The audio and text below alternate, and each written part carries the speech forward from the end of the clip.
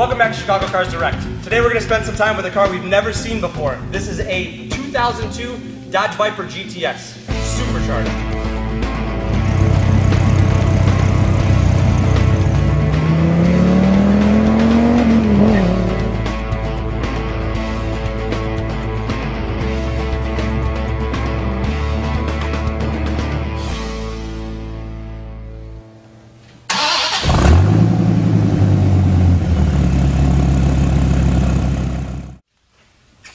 Under the hood here, you're going to find the familiar 8-liter V10 that's standard in the Viper at 450 horsepower.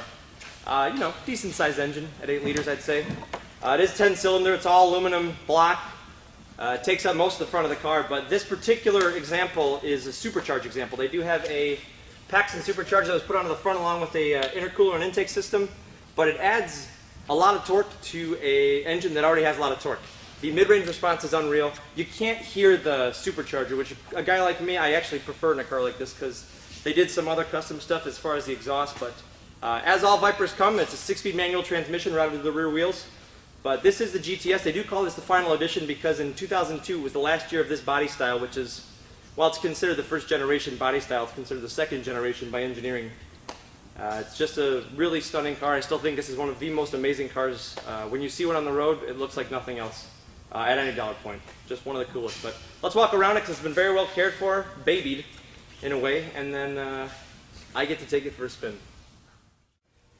If you know the Viper marketplace, a lot of them tend to be ridden hard and put away wet, I guess. I don't know what the hell that even means, but just taking a look at this, I mean, the overall condition should speak volumes of these cars, and they did have a original lower cone on here that actually we still have, but we did take off because it really doesn't add to any drivability. You got to take it off. You can't clear any bumps, so we actually did take it off. But the front end looks excellent. There's really no stone chips, nothing along those lines. The stripes, everything from the factory is excellent. Coming around to the side here, you can see the hood has an additional scoop on here that was added by the original owner, and the GTS does have vents and the intake in the middle there. This is the stock factory chrome wheel with a brand new set of Michelin Pilot Sport tires. Now, this tire on the front here, these are pretty large. This is a 275 35 ZR18 in the front. Chrome, excellent condition. They did replace the stock Viper lettering with a chrome mirrored style lettering. And it does have the, as they call it, the gills in the side there. But look at the reflection through there. Those curves are amazing. You don't see a lot of cars with those curves yesterday or today.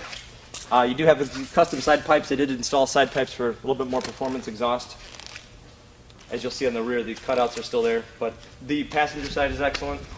The wheel on the back here is a 335 30 ZR18, brand new Michelin Pilot Sports again as well. And this is the correct tire for this car, but beautiful chrome wheels. You can see in the back they did put a custom stereo in there. We'll take a closer look at that. The rear end is excellent. You can see on the lower part of the bumper, the cutouts are still there for where the stock exhaust was, obviously being changed to a side pipe setup. This is the Hennessy style rear wing. They do say this is very functional at the 180 plus mile an hour mark, which is why you see a lot of the high horsepower Vipers with the very similar wing, if not the identical one. Viper GTS badging on the lower part of the bumper there, but the passenger side follows suit. You can see the brushed aluminum fuel cap here. And also the added roof scoop. Not necessarily functional just for design, but the passenger side is uniform, just like the driver. Vipers do have adequate storage room in the rear. This one actually, this gentleman put in, and he did a very good job. I don't know who put this in, but you've got twin V12 Alpine amps here for the front. They actually put some pretty expensive components back here, but you've got one huge Alpine sub back here, as well as component speakers in the rear deck. But perfectly clean, brand new condition, unmolested. I mean, this car's never been wrecked and rebuilt or anything like that, which is a huge compliment to the previous owner. Look at the door, everything's stock here except for the stereo upgrade. They did put a mid-range Boston Acoustic set of speakers in here, so you get your mid, your tweeter, and your woofer for the front.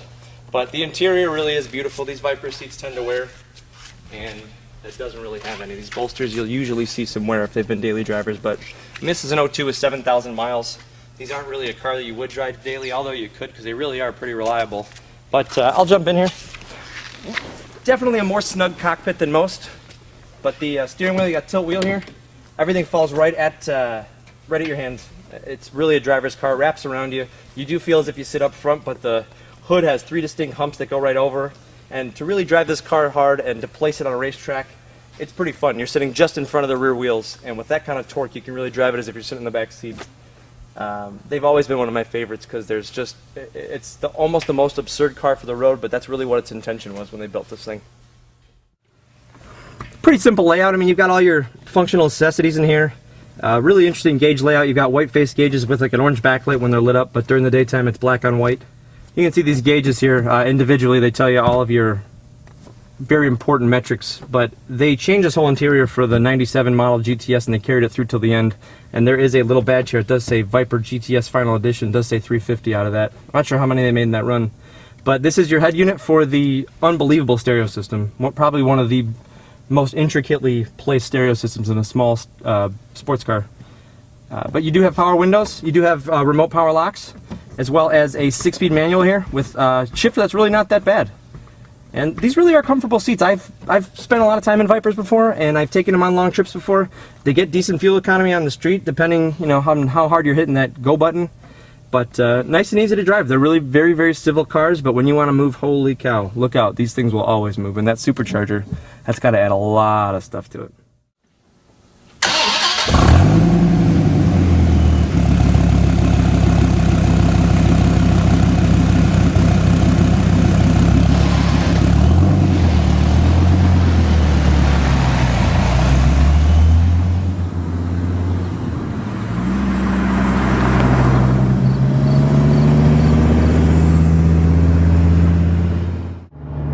Well, we're out on the highway in the Viper, just clocking a few highway miles. This is actually a pretty comfy car. These seats are padded very well. It does ride like a race car. I'm not going to hide that, but it's not an unbearable ride. It's a pretty solid car. It just does ride hard. You know, if the car wasn't solid and it didn't ride hard, those two problems compound each other. So, you know, the steering is nice and solid. Everything feels nice and solid. Nothing shakes. There's no rattles in this car. Again, that's another indicator of a car that has not had an easy life. But, you know, we're cruising along. I'm in 5th gear. I'll put it in 6th.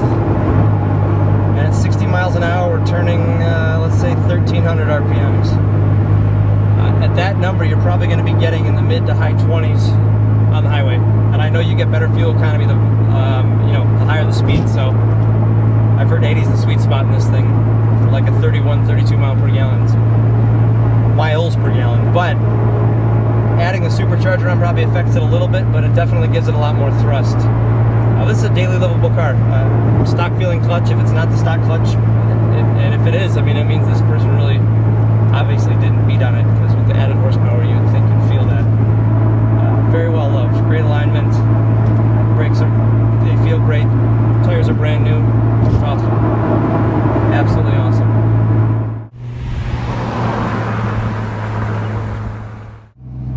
Alright, we're going to give this baby a roll on here in 1st gear because I don't want to launch it too much, but this is what a supercharged Viper feels like.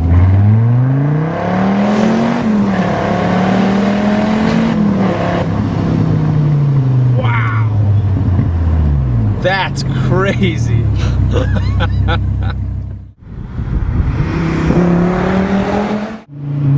I could go to 2nd gear right now, which I probably will, and watch this kind of thrust. This is crazy.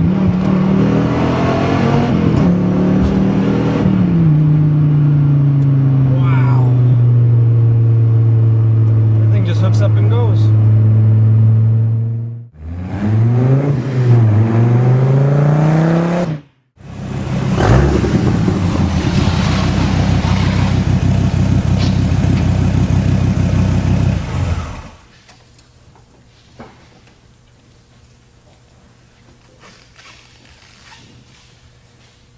I've heard the Viper criticized for its exhaust note, but I think it's probably one of the meanest sounding cars out there. And the V10 has such a distinct sound. That goes for Lamborghini, Ford's got a V10, these guys have a V10, and BMW's got a V10. They all have a very distinct characteristic sound to them.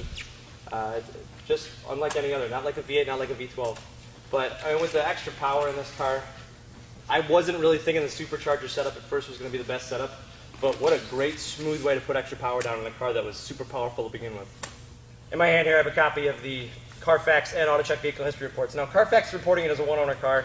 Auto check shows that as a two-owner car, but it really is just that they had retitled it. You know, they could do that when they move or anything along those lines, but it still stayed in the custody. You'll see because of the history events on there. But squeaky clean, no previous accident history, and you really got to be careful when you're buying these cars and make sure that they don't have a bad history. There's a lot of Vipers out there that have been either wrecked on a racetrack or the street. They get put back together, and these are one of those cars that you wreck it once, it's never going to be the same thing again. But check out more than 60 pictures of this on our website. You're going to find us at chicagocarsdirect.com, or check out our YouTube channel with highlights of some of our other unreal cars like this Dodge Viper. You'll find us at youtube.com/chicagocarsdirect. Thanks for going for a ride. This really made my weekend. We'll see you soon.